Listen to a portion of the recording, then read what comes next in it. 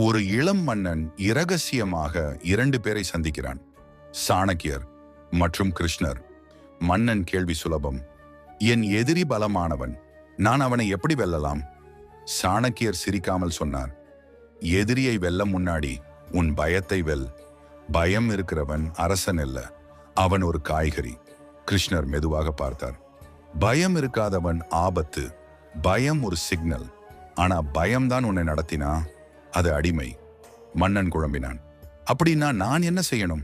சாணக்கியர், உன் பலவீனத்தை யாருக்கும் காட்டாதே. கிருஷ்ணர், உன் பலவீனத்தை உன்னிடம் மறைக்காதே.